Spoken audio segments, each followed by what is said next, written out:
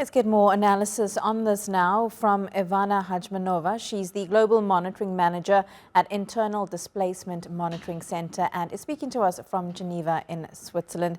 Ivana, it's good to have you on this news hour. Thank you for your time.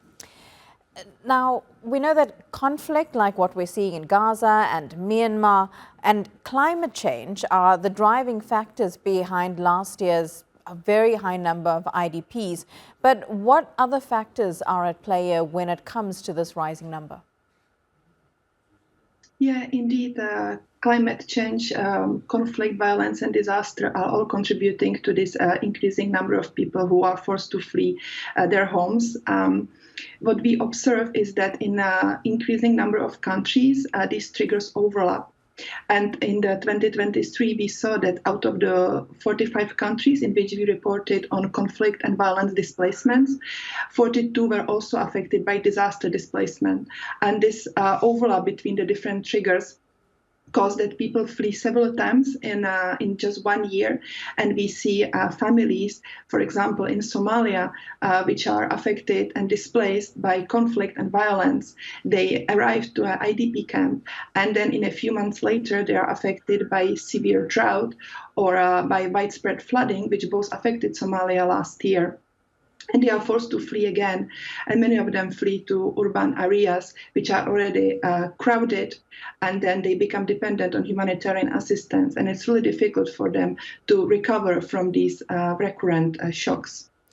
So many then would be wondering, what are the long-term solutions to this? Because as you've just mentioned, conflict and climate change going hand to hand to keep people in this very desperate situation and affects their futures.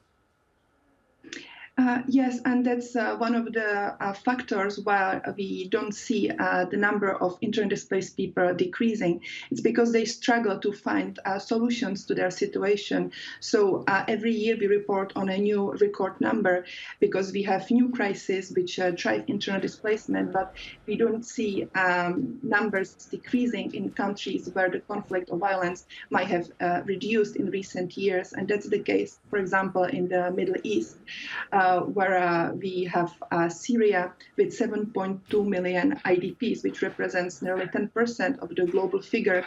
And this number has not decreased in the past 4 or 5 years. And it's mostly due to the fact that IDPs are living in camps, and they do not receive sufficient assistance to be able to reestablish their lives and recover from the long-term displacement. Ivana Hajzmanova, thank you so much for breaking that down for us, live to us there from Geneva.